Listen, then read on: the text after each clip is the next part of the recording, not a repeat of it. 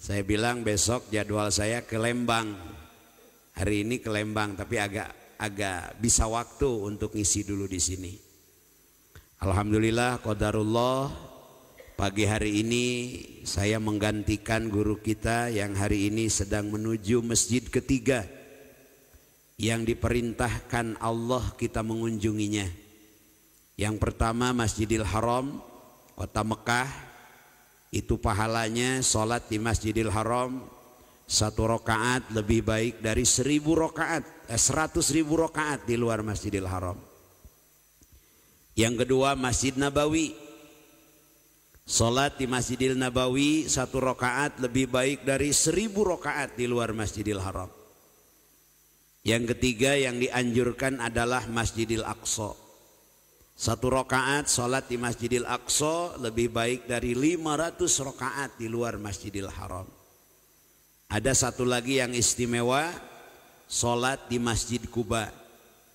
Man tatohara fi baitihi, kata Rasul dalam sabdanya, siapa orang yang keluar dari rumahnya, kalau kita sedang haji atau umroh, rumah kita hotel. Man tatohara fi baitihi, keluar dari hotel dalam keadaan punya wudu, summa ata masjid Quba, kemudian kita datang ke Masjid Quba, pas sholat rakaataini, kemudian sholat 2 rakaat, maka pahalanya bagaikan ibadah umroh. Umrohnya belum ke Mekah, tapi sholat di Quba pahalanya sama dengan umroh. Kalau haji ke Mekah sekarang biayanya 80 jutaan, disubsidi katanya jadi 54 juta. Umroh paling murah 30 atau 27 juta. Ke Palestina itu bisa 40 jutaan. Karena rutenya Jakarta Yordan, di Yordan kita ke Gua ke Gua Ashabul Kahfi, ke Petra, ke Pohon Sahabi, ke Wadi Musa, kemudian ke Dead Sea, Laut Mati. Baru setelah itu kita menuju ke Palestina, ke Masjidil Aqsa, makam Rabi'ah al-Adawiyah, makam Nabi Yunus, kemudian mengunjungi Hebron, berkunjung ke makam Nabi Ibrahim alaihissalam. 4 hari biasanya perjalanan itu, baru menuju ke kota Jeddah, Madinah, Mekah, kembali ke tanah air. Biayanya gede. Adakah pahala umroh yang begitu mudah tapi banyak yang melalaikan? Ada. Kata Nabi dalam sabdanya, siapa orang datang ke masjid untuk melaksanakan sholat subuh berjamaah, kemudian dia menahan diri dengan berzikir, dengan bermunajat, bertilawah, dengan ta'lim, dengan belajar, sampai datang waktu syuruk, kemudian dia sholat 2 rakaat, pahalanya bagaikan ibadah umroh tamatan, sempurna kata Rasulullah. Karena biaya umroh itu mahal, maka tadi yang sholat subuh banyak tapi nggak bisa sampai umroh, Pak. Karena mereka pulang duluan. Alasannya mau olahraga, alasannya banyak lah pokoknya, saya nggak tahu, pokoknya nggak bisa bertahan. Nah maka ini sepuh-sepuh saya, guru-guru saya ini yang hadir, kesepuhan semuanya, ibu-ibu, tolong sampai waktu syuruk jangan dulu pulang ya. Karena kalau setelah ngaji jam 5:30 nanti, atau jam berapa waktu syuruk sekarang, kita akhiri dengan 2 rakaat sholat sunat. Bapak tidak perlu bayar 54 juta, tidak perlu bayar 40 juta atau 30 juta, cukup sholat 2 rakaat. Setelah sholat subuh berjamaah tadi, pahalanya bagaikan pahala umroh. Mahal memang, makanya yang bertahan sampai syuruk kita bisa lihat nanti. Hadirin yang dimuliakan Allah Subhanahu wa taala, pagi hari ini saya ingin menyampaikan 3T. Kalau di seluler ada 3G. Kalau kajian pagi hari ini 3T. T yang pertama tapakur. T T yang kedua tajakur. T yang ketiga tasyakur. Kita sebut 3T biar gampang mengingatnya. Tapakur adalah memfokuskan pikiran dengan seksama kepada sesuatu hal dalam rangka mendekatkan diri kepada Allah. Lamun saur bahasa Sunda, ya Sunda sadaya, aya nu sanes Sunda. Ya jalmi sadayana, aya nu sanes jalmi. Wong berarti. Lamun dina bahasa Sunda, kumalayangna pikiran jalmi aya nu manfaat, aya nu madorot. Aya nu bernilai ibadah, aya nu bernilai haram jadah. Aya nu bernilai maksiat, aya nu bernilai taat. Kumalayangna pikiran tiap waktu teh berubah-ubah, Pak. Makanya ada satu ungkapan, 1 kali 24 jam pikiran manusia itu berubah. Mudah-mudahan berubahnya lebih baik. Kumalayangna pikiran jalmi aya nu manfaat, aya nu madarat, aya nu ibadah, aya nu haram jadah. Yang manfaat salah satunya dipakai memikirkan 3T tadi. Tapakur, tajakur, tasyakur. Apa itu tapakur? Tapakur adalah memfokuskan pikiran terhadap sesuatu. Bagi kita orang beriman, untuk mendekatkan diri kepada Allah. Kenapa bahasanya ada bagi orang yang beriman dan tidak beriman? Karena tapakur itu dilakukan juga oleh orang-orang yang tidak beriman. Kita diperintahkan oleh Allah untuk bertapakur. Dalam kaul sahabi, sanes hadisnya, ini ungkapan para sahabat, disampaikan oleh Ibnu Umar salah satunya, bahwasanya tapakaru fi khalqillah wala tapakaru pidatillah. Bertapakurlah terhadap ciptaan Allah, janganlah bertapakur terhadap zat Allah. Dalam kaul lain, tapakaru fi khalqillah wala tapakaru fi khaliq. Jadi yang diperintahkan tapakur itu adalah ciptaan Allah. Kalau bertapakur tentang Allahnya jangan. Tapakaru fi khalqillah, bertapakurlah dalam ciptaan Allah. Ciptaan Allah itu ada yang disebut dengan makrokosmos, ada yang disebut dengan mikrokosmos. Makrokosmos itu hal-hal besar. Alam semesta hal besar. Saya Ja'far Shadiq adalah titik kecil dibandingkan dengan besarnya kota Bandung. Kota Bandung adalah titik kecil dibandingkan dengan besarnya Indonesia. Indonesia adalah titik kecil dibandingkan dengan besarnya Asia Tenggara. Asia Tenggara adalah titik kecil dibandingkan dengan besarnya bumi. Bumi pun titik kecil dibandingkan dengan besarnya galaksi Bima Sakti. Galaksi Bima Sakti titik kecil dibandingkan dengan ribuan galaksi yang ada di bawah tata surya. Tata surya yang begitu besar adalah titik kecil di bawah langit pertama. Belum langit kedua, belum langit ketiga, sampai langit ketujuh. Setelah langit ketujuh nggak ada lagi langit. Kesanahnya rob-rob, mustawa, sidratul muntaha, alam malakut, alam jabarut, alam ilahut. Alam ilahut itu hanya Allah yang tahu. Tidak ada makhluk yang bisa masuk ke sana. Langit itu hanya 7 lapis. Karena angka paling tinggi angka 7 Pak.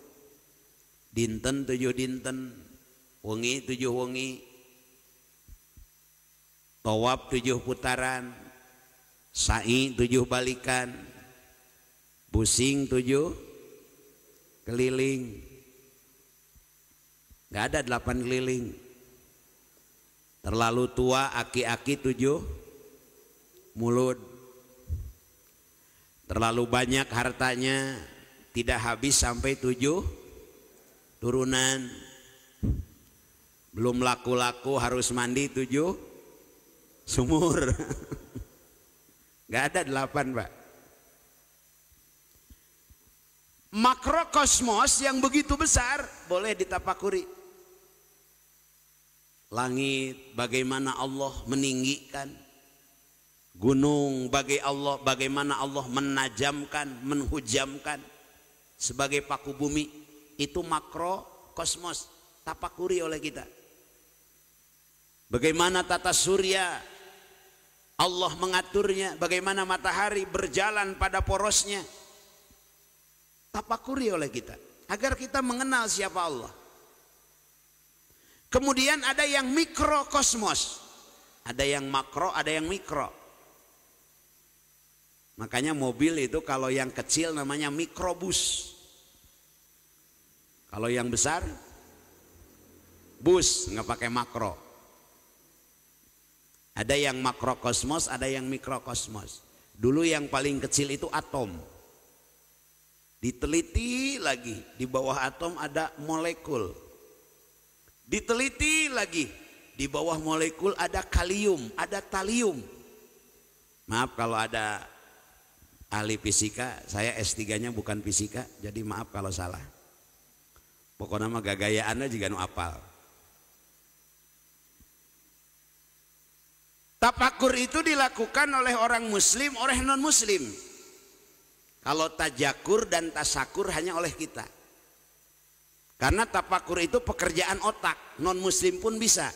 Tapi tajakur, tasakur, tajakur pekerjaan hati, tasakur pekerjaan ruhiyah, hanya bisa dilakukan oleh kita. Dulu ada seorang profesor, doktor, engineer, emeritus, namanya Masuro Harimoto.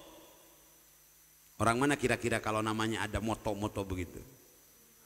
Orang Jepang dan orang Jawa. Saya punya teman di Cileunyi namanya Tata, orang Sunda. Karena kalau di Jawa Toto. Bener Pak ya? Tata orang Sunda, Toto orang Jawa. Tete rada ngahulang Bapak ngadangu tete mah. Betawi Pak. Jakarta. Profesor ini meneliti, yang diteliti beliau adalah air. Ternyata dalam air itu menurut beliau dalam penelitiannya terdapat 3000 vertikal yang terdiri dari beberapa ribu molekul. 3000 vertikal ini dinamakan oleh beliau kristal-kristal. Jadi di dalam air itu ada 3000 kristal. Yang menarik, kalau diungkapkan kata-kata negatif, kristal-kristal itu akan menghitam dan menjadi jelek, bahkan bisa hancur. Tapi kalau dikatakan kata-kata positif, kristal itu menjadi lebih baik. Apalagi kalau dibacakan kalamullah Al-Quran. Entah kolot baheula Pak. Lamun budak gering teh datang ke kiai, nyandak cai didoaan ku kiai teh. Ada cager teh. Tinggal heula nu ngadoana sok salat tara pan gitu. Itu namanya maunah. Ternyata air ini yang dibuka we sampai vertikalnya bagus dan dibacakan kalimat bagus ini.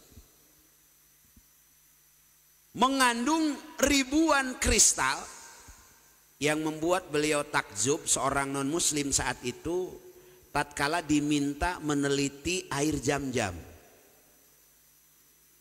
Kalau air yang lain hanya 3.000 kristal, air Zam-Zam itu mengandung 9.000 kristal. Dan ada satu kristal yang tidak bisa beliau teliti, sangat luar biasa cahayanya, beliau namakan kristal keberkahan. Dan itu hanya ada di air Zam-Zam, Pak.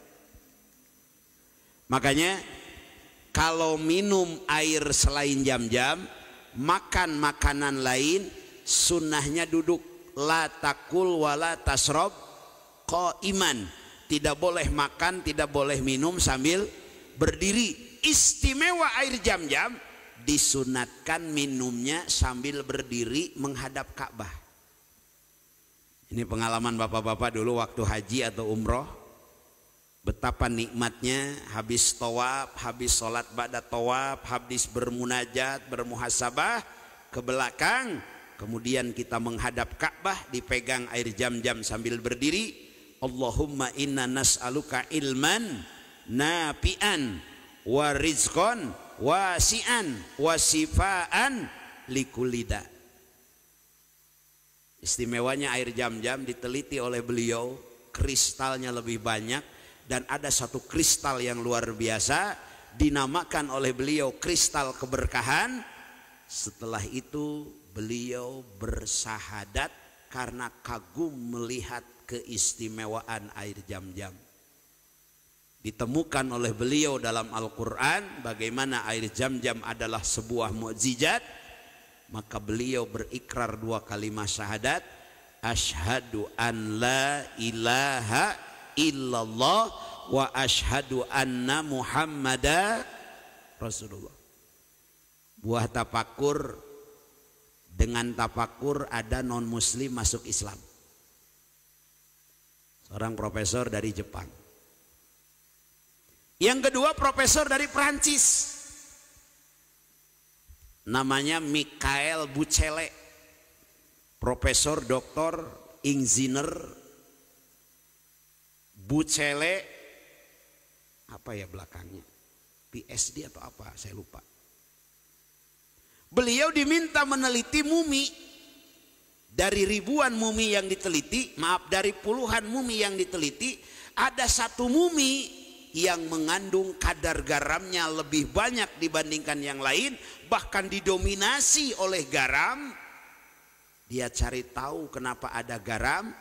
Ternyata ada sebuah ayat di dalam kitab suci umat Islam 14 abad yang lampau telah berbicara tentang kematian seorang manusia yang ditenggelamkan di Laut Merah bernama Fir'aun. Jenazah yang diteliti itu adalah jenazahnya Fir'aun. Merenung dia tentang kebenaran Al-Quran, dapat hidayah. Profesor yang kedua ini mengucapkan 2 kalimat syahadat, asyhadu an la ilaha illallah wa asyhadu anna Muhammada Rasulullah. Dapat hidayah. Tapi hidayah itu mahal. Karena ada juga profesor yang mendalami Al-Quran, hafal ribuan hadis, bahkan katanya hafal Al-Quran, pernah melaksanakan haji, namanya juga diganti. Awalnya namanya Snow Hogronye, diganti dengan siapa Pak? Ada yang tahu? Abdurrahman, bukan Abdurrahman, Abdurrahman. Ikut haji juga, ikut tawaf juga. Quran dia hafal, hadis dia hafal, pengetahuan Islam dia kuasai. Tapi inilah mahalnya hidayah. Walaupun paham Islam, tidak diberi hidayah agama oleh Allah, dia tidak masuk Islam. Nauzubillahi min dzalik. Makanya bersyukur Pak, pagi hari ini kita bisa hadir di rumah Allah. Ini hidayah. Tesakedik tatangga masjid nu teu bisa datang ke masjid. Tesakedik anu tos disuratan ku Allah, udah dikasih surat sama Allah. Apa suratnya? Wa nunakkisu min khalqihim Allah kurangi bentuk kejadian kita. Rambut tos hidung, rambut tadina hidung tos bodas. Waos tadina manual tos metik. Metik tos daya gigian. Itu surat dari Allah. Tapi ada orang yang sudah dapat surat seperti itu pun masih malas datang ke masjid, Pak. Apalagi subuh daraosna nama Bandung keur tiris kieu teh. Alarm disada 3:30. Kajamban, kahampangan. Terus kahampangan ngombe heula atuh, Pak. Tidur lagi. Enaknya begitu. Tapi alhamdulillah dengan hidayah Allah kita bisa datang ke masjid, ya. Ini hidayah, Pak, mahal ini.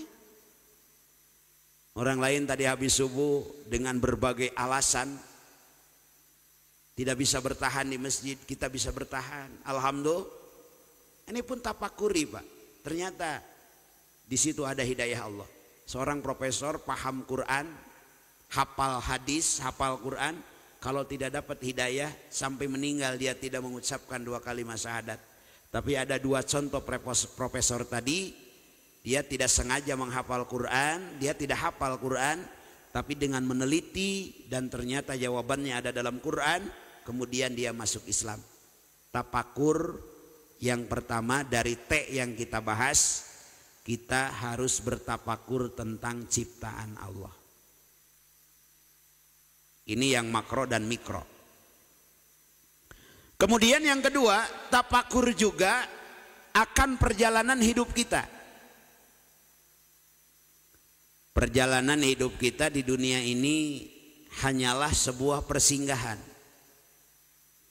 Karena kita akan menuju ke tempat yang kita tuju, yaitu alam akhirat. Setiap kita akan sampai kepada titik penghabisan, namanya al-maut. Kematian ini perlu kita tapakuri, Pak. Kita punya grup WhatsApp,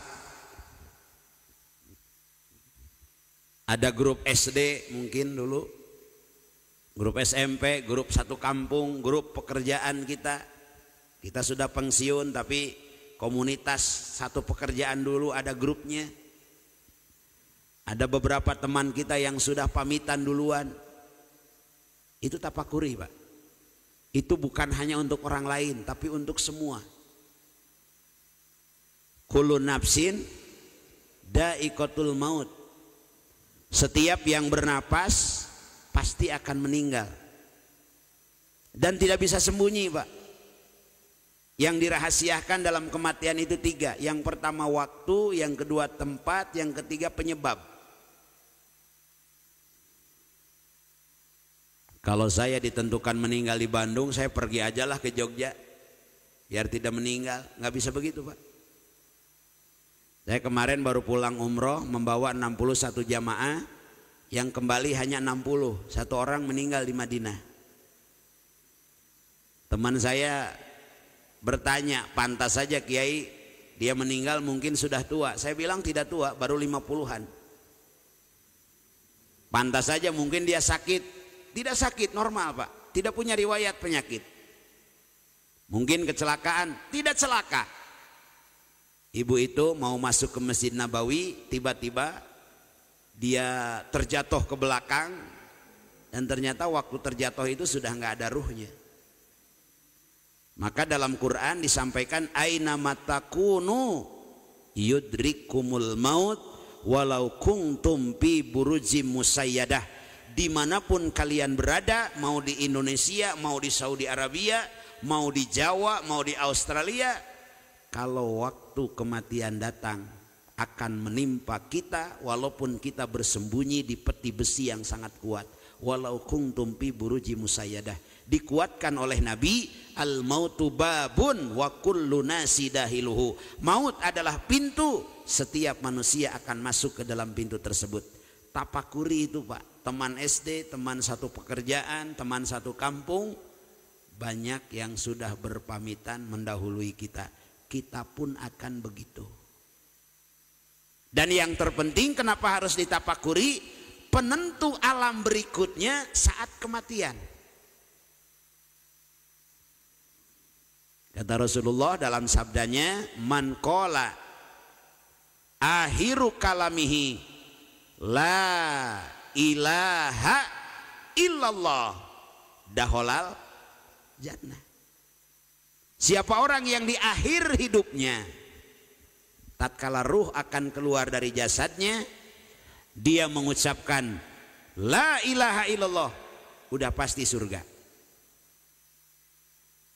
Wah Pak Ustadz, kalau gitu nggak usah ibadah, kita nggak usah sholat. Kewe pas rek maut nu penting ngucapkeun la ilaha illallah, enak dong. Mati itu nggak ngasih tahu Pak, kaget. Jangankan meninggal, tipagut tersandung batu saja, yang namanya kaget, yang keluar itu bahasa yang spontan yang biasa kita ucapkan. Kalau kita rajin beristighfar, tersandung batu, beletak, astagfirullahaladzim. Karena sering beristighfar. Kalau tidak pernah beristighfar, begitu tersandung batu, beletak, kancing coplok.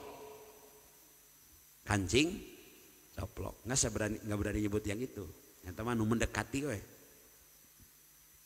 Nah jadi mau bagaimana kita akan mengucapkan la ilaha illallah di akhir hayat, lamun baca la ilaha illallah juga jarang, zikir juga jarang, solawat juga jarang. Maka biasakan dari hari ini tafakur tentang perjalanan kita. Yang kedua, setiap kita pasti akan sampai di alam barzah. Tafakuri ini, alam penantian, tidak sebentar, seusia dunia. Jadi bapak kita, ibu kita, orang tua kita yang sudah meninggal itu sekarang ada di alam barzah, belum ke surga, belum ke neraka. Kalau jahat belum ke neraka, kalau baik belum ke surga. Di mana mereka? Di alam barzah. Kalau hari ini baik, di alam barzah akan mendapatkan raudhatun min riyadil jannah, taman-taman surga. Jangankan tamannya, baunya saja surga itu 500 tahun perjalanan sudah terasa aromanya, apalagi ini tamannya. Nah yang menentukan kita dapat taman surga atau tidak hari ini, itu renungkan, tafakuri. Tafakur. Setiap kita akan sampai ke alam barzah. Kalau kita meninggal 2024, udah yang lalu aja, karena yang 2025 kan sekarang. Meninggal 2024, kiamat 3024, berarti 1000 tahun di alam barzah. Sementara kita nggak tahu berapa ribu tahun lagi usia dunia ini.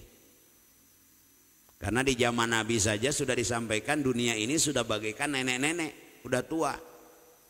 Tapi ternyata sudah 1400 tahun yang lampau itu disampaikan, hari ini dunia masih ada. Dan tanda-tanda akan datangnya kiamat itu kan masih luar biasa banyak. Belum nanti Dajjal keluar, Imam Mahdi keluar, Nabi Isa turun. Kayaknya masih jauh deh. Dan kita berharap jangan ketemu Pak. Makanya sebelum salam kita selalu berdoa, Allahumma inni a'udzubika min adabil qabri wa min fitnatil mahya wa mamati wa min fitnati masyihid dajjal. Sama dajjal aja nggak mau ketemu, walaupun sekarang dajjal sudah banyak, dada dan bujal. Nah, itu dajjal yang lain Pak. Nggak apa-apa bapak-bapak mah udah nggak begitu berharap yang kayak gitu mah ya. Berharap enggak tapi mau iya. Nah itu tafakuri Pak. Itu T yang pertama. T yang kedua tajakur. Apa itu tajakur? Kalau tafakur memfokuskan pikiran, kalau tajakur memfokuskan hati.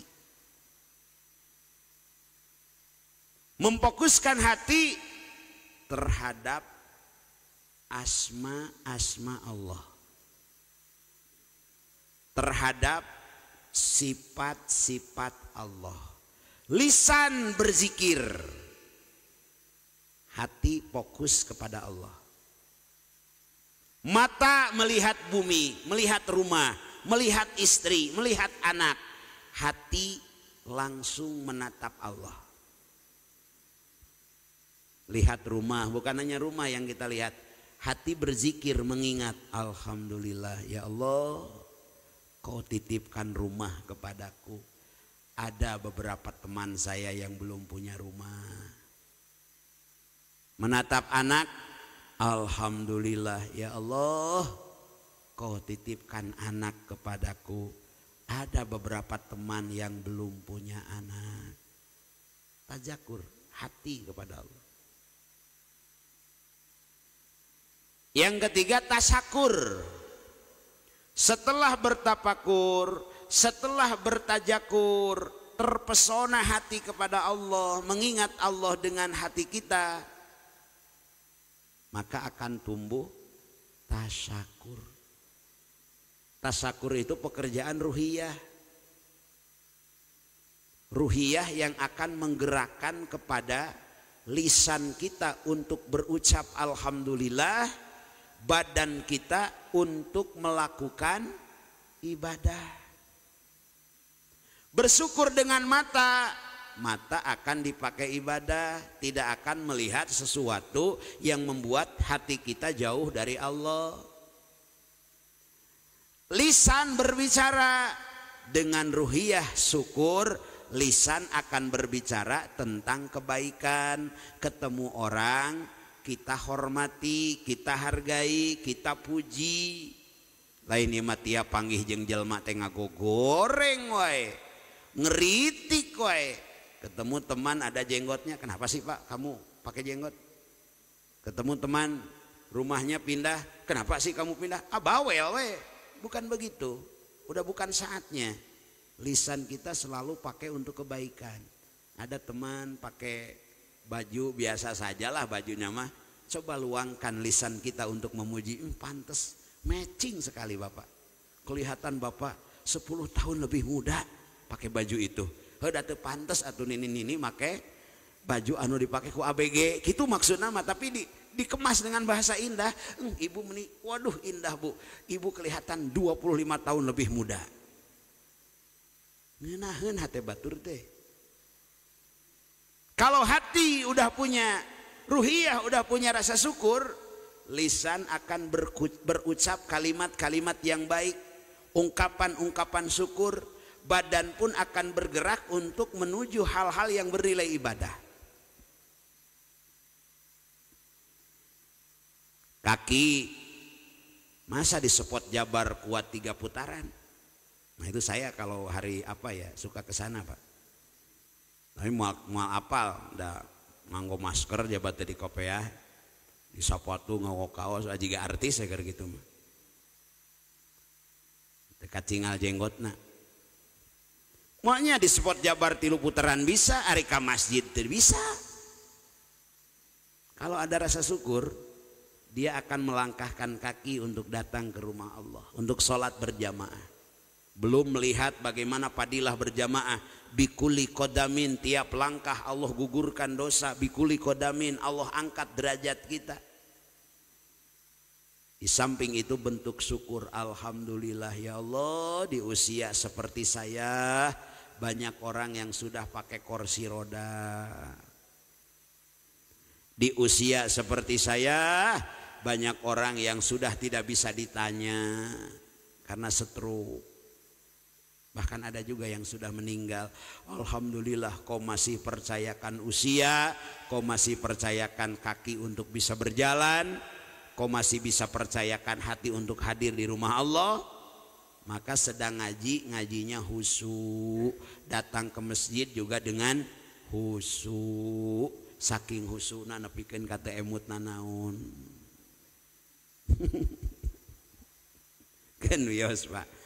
Nu penting mah hadirnya di masjid, rek keur ngaji ngobrol wae, rek keur ngaji nundutan wae, ku dongkapna ge tos alhamdulillah. Ya itu tapakur, tajakur dan tasakur. Baik, itu yang disampaikan mukadimahnya.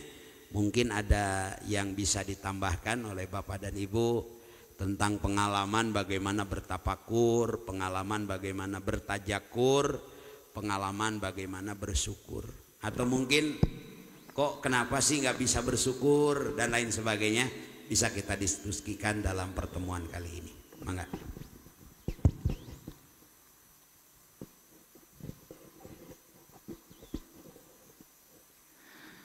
Alhamdulillah, barusan kita telah mendengarkan kajian dari Al-Mukarram Kiai Haji Dr. Aib Jafar Siddiq.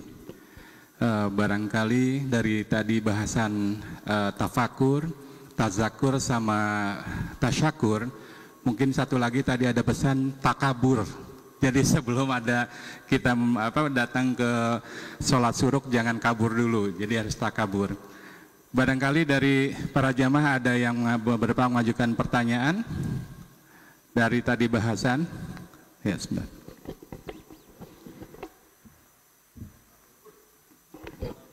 Terima kasih. Assalamualaikum warahmatullahi wabarakatuh, Pak Ustaz.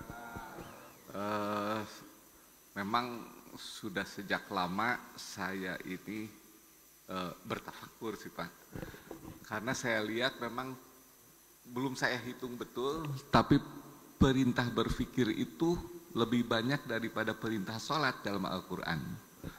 Kemudian baru perintah sholat, kemudian bersyukur dan bersabar itu sama jumlahnya. Apakah itu juga simbol sebelum kita melakukan segala sesuatu itu kita harus berpikir dulu begitu Pak?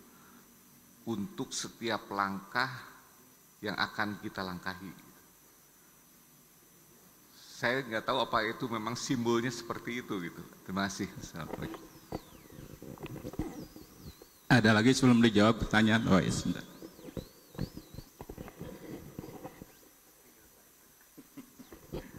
Terima kasih. Assalamualaikum warahmatullahi wabarakatuh. Pak Ustadz yang namanya langsung sekarang ibu-ibu atau bapak-bapak juga wisata ke satu tempat. Nah kemudian di tempat wisata itu persis duhur, sholat duhur. Tapi karena masih ada tempat lagi yang akan dikunjungi, nah bisa langsung dijamak di situ. Tapi caranya gimana? Apa sholat duhur atau memisahkan diri? Di caranya bagaimana tuh Pak Ustadz? Terima kasih. Wassalamualaikum warahmatullahi wabarakatuh.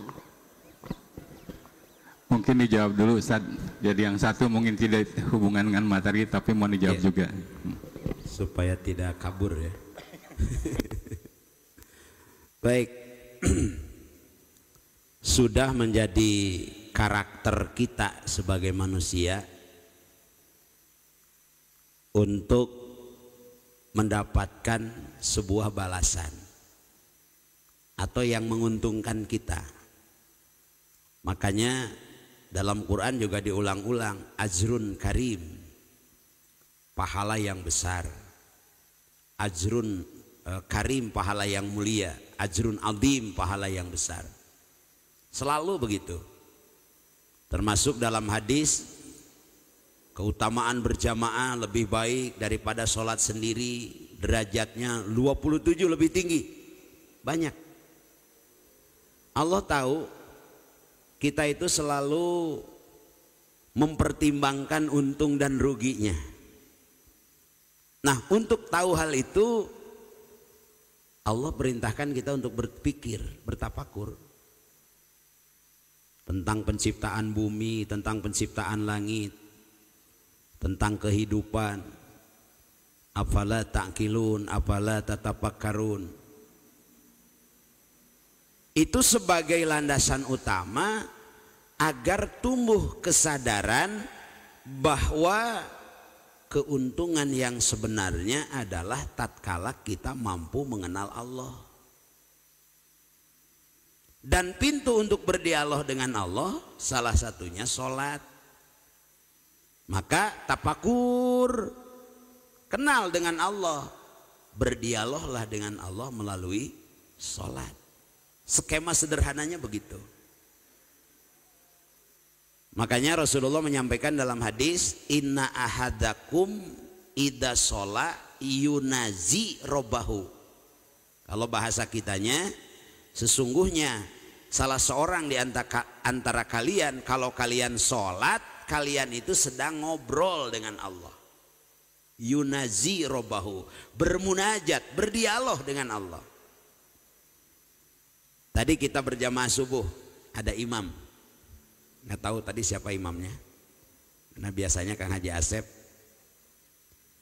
Dalam Quran itu ada ilmu tajwid, Pak. Dalam ilmu tajwid ada ahkamul huruf, sifatul huruf, waqfu wal wasol. Boleh wakaf, boleh wasol, boleh berhenti, boleh disambung. Khusus untuk sholat berjamaah atau khusus untuk sholat fardu, bacaan Fatihah lebih bagus diwakafkan. Karena itu dialog kita dengan Allah. Bismillahirrahmanirrahim. Da'ani, hambaku sedang memanggil kepadaku. Allah menjawab, cuman nggak kedengar oleh kita. Alhamdulillahi rabbil alamin. Hamidani, hambaku sedang memuji kepadaku. Itu dialog, Pak. Boleh baca Fatihah diwasolkan secara ilmu tajwid, tapi dalam sholat lebih baik diwakafkan. Bismillahirrahmanirrahim. Alhamdulillahi rabbil alamin arrahmanirrahim. Boleh begitu, tapi dialognya hilang. Nah, jadi untuk bisa berdialog dengan Allah, lebih seru berdialognya kalau kita bertafakur lebih banyak terlebih dahulu. Bapak ngobrol dengan orang yang kita kagumi, sebelum ngobrol kita baca dulu bagaimana autobiografi beliau, bagaimana kesuksesan beliau, bagaimana motivasi beliau.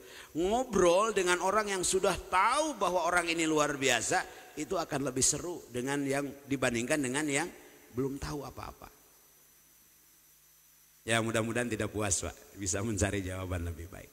Yang kedua dari Ibu, dalam Islam itu ada rukhsah. Rukhsah itu keringanan, dan ini bentuknya hadiah.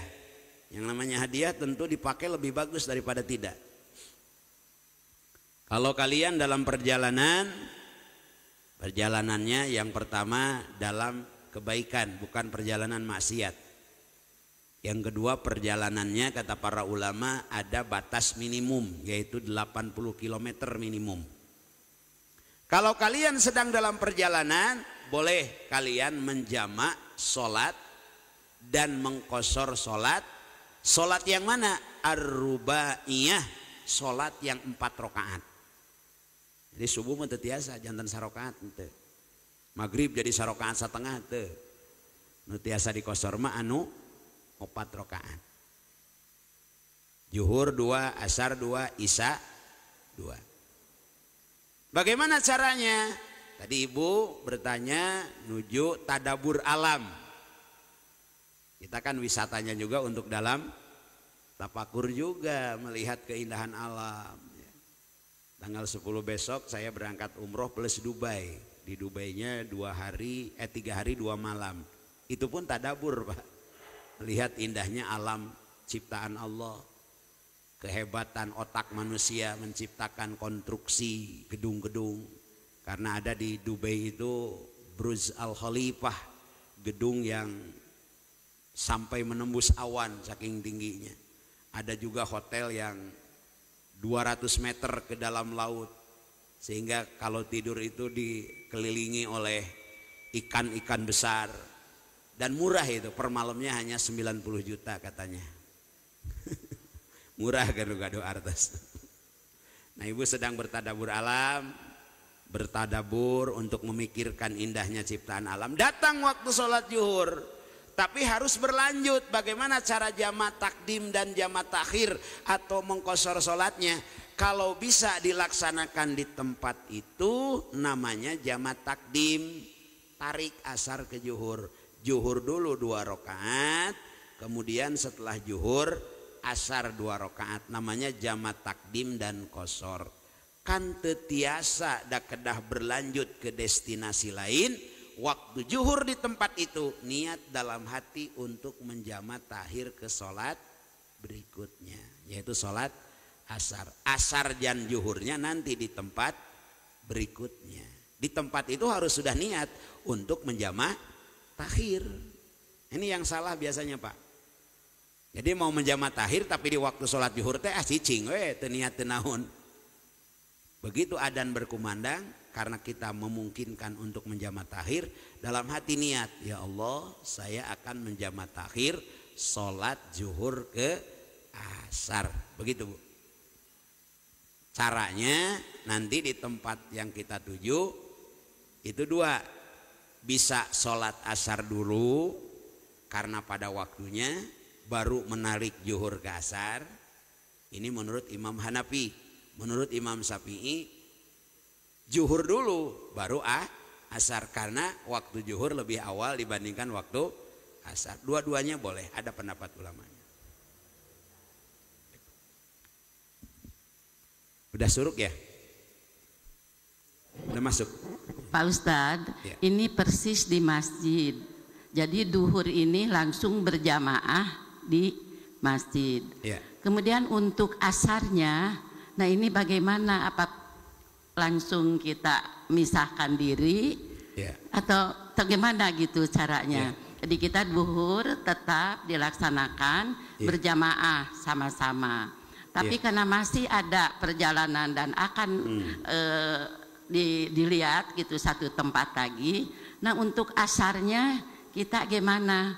Baik. Kan itu kan langsung berjamaah lebih baik gitu ya. Tapi kita ingin dengan asar gitu. Jadi bagaimana Pak Ustadz? Baik. Itu biasa dilakukan oleh para tamu Allah, para jamaah umroh. Biasanya menuju Mekah itu habis zuhur. Nah maka jamaah umroh itu ikut berjamaah zuhur di Masjid Nabawi dengan Imam Nabawi. Tapi kita niatnya jamaah takdim. Kita sholat asar berjamaah, sholat zuhur berjamaah dengan Imam Nabawi. Selesai berjamaah dengan Imam Nabawi, kalau tidak ada jamaah lain, kita langsung berdiri untuk sholat asar di jamaah takdim ke zuhur. Tapi kalau di sekitar kita ada teman kita yang mau sama-sama menjama takdim, maka berdirilah salah satu untuk jadi imam. Ini sering dilakukan di jamaah umroh. Kenapa tidak di rest area? Jamaah umroh yang tahu pahala sholat di Nabawi lebih baik dari 1000 rakaat di luar Masjidil Haram, nanti maghrib ke isya di jamaah takhir di Masjidil Haram. Jadi cara sholatnya begitu.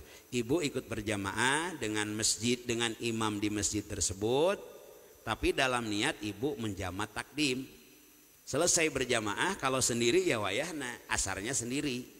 Tapi kalau wisata itu banyakkan, ya carilah teman, biar begitu salam dengan imam di masjid itu kita menjama takdim asar dengan berjamaah. Begitu Bu.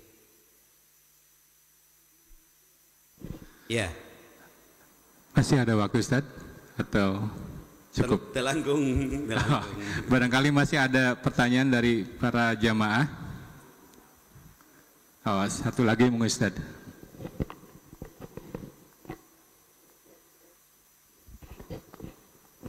Ustadz mau bertanya, Ustadz, tadi yang dibolehkan untuk tafakur adalah atas makhluknya, ciptaannya, bukan atas zat penciptanya gitu. Bagaimana dengan berpikir tentang proses penciptaannya, seperti misalkan proses turunnya Al-Quran gitu ya. Yang pernah saya pikirkan adalah turunnya Al-Quran itu kan malaikat Jibril, ya kan? Dan malaikat Jibril itu lah yang menyampaikan wahyu, ya, tidak langsung dari Allah bicara kepada Rasulullah SAW. Nah ini kemudian apakah Al-Quran itu bahasanya malaikat Jibril atau bahasa dari Allah langsung? Karena disitulah kemudian ada penyebutan Allah sebagai orang ketiga, ya. Orang ketiga maksudnya dalam bahasa Arab itu domir hu gitu, atau huwa gitu. Nah ini pemikiran berpikir demikian ini boleh nggak Ustaz? Terima kasih. Ya. Tafakkaru fi khalqillah wala tafakkaru bidatillah. Berpikirlah akan ciptaan Allah, jangan berpikirlah akan zat Allah. Maka berbicara zat Allah, ada yang bisa kita ketahui melalui sifat-sifat Allah. Salah satunya Allah itu wujud, ada. Adanya Allah itu enggak harus dipikirkan oleh kita seperti apa adanya. Karena sesuatu yang ada itu ada wujud idopi. Adanya disandarkan kepada yang lain. Contoh, adanya malam karena adanya siang. Tidak ada malam kalau nggak ada siang. Tidak ada siang kalau nggak ada malam. Itu wujud idopi. Yang kedua, wujud idopi, kemudian wujud dati. Wujud dati itu wujudnya Allah, tidak bersandar kepada yang lain. Yang ketiga ada wujud aridi namanya. Wujud aridi itu ada tapi diawali dengan tiada. Alam semesta ini ada tapi tadinya tidak ada. Nah itu sesuatu yang wujud aja seperti itu. Kemudian ada sifat bako, ada sifat kalam. Kalam itu Allah berbicara. Tapi berbicaranya Allah itu wala sautan wala harfan. Tidak ada suara, tidak ada huruf. Bagaimana dengan Al-Quran? Nah itulah melalui Al-Qalam. Al-Qalam itu makhluk Allah yang diciptakan Allah. Tapi Allah itu memang berbicara, cuman berbicaranya tidak seperti kita. Karena Allah itu mukhalafatul lil hawadisi. Nah maka ini perlu ilmu tauhid di situ. Wa kalamallahu Musa taklima. Allah berbicara dengan Nabi Musa, tapi tidak berbicara seperti kita. Allah berbicara bukan dengan lisan. Sepertinya halnya Allah melihat bukan dengan mata. Allah melihat dengan sifat basor. Allah melihat dengan sifat sama. Kenapa enggak dengan mata? Mata mah terbatas. Harus jarak tertentu, waktu tertentu. Saya bisa melihat Bapak karena waktunya sama. Kalau saya duduk di sini kemarin, Bapak duduk di sini sekarang, saya nggak akan bisa melihat Bapak. Waktunya berbeda. Kemudian jarak semakin jauh semakin nggak kelihatan, itulah mata. Sementara Allah melihatnya dengan sifat basor. Tidak ada jarak, tidak ada waktu. Ini menarik Pak. Kalau dibahas setiap sifat itu bisa satu pertemuan. Wujud satu pertemuan, kidam satu pertemuan, dan itu dengan dalil-dalilnya. Termasuk sesuatu yang ada yang bisa diketahui oleh akal, ada yang bisa diketahui oleh hisi. Hisi itu panca indera. Merah diketahui oleh mata, suaranya rebek diketahui oleh telinga, suaranya empuk itu oleh telinga, itu hisi itu. Ada yang diketahui oleh akli, dan akli pun terbagi dua, ada mumasalah, ada mukhalafah. Yang mumasalah, si ate pinter, nggak kelihatan Pak. Pinter orang itu nggak kelihatan, pedah pinter, tarangna jenong, enggak Pak. Tapi akal kita mengetahui, wah ini orang pinter nih. Dari pemahamannya, dari yang disampaikannya, dari sikapnya. Anak itu pemarah. Pedah pemarah, burum misalkan panona, bisa saja itu salah satu ciri. Tapi akal menemukan, ini orang karakternya pemarah. Ini orang karakternya penyayang, itu wujud akli.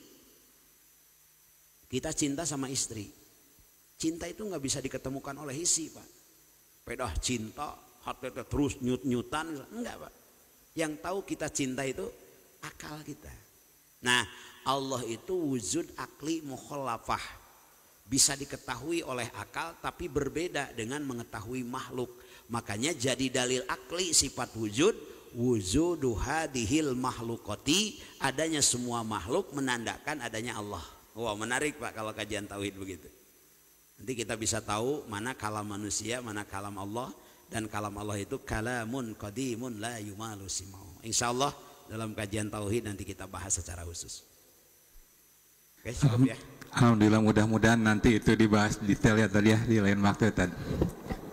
Demikian mungkin para jamaah, terima kasih atas kehadirannya, dan mungkin sekarang yang berikutnya adalah kita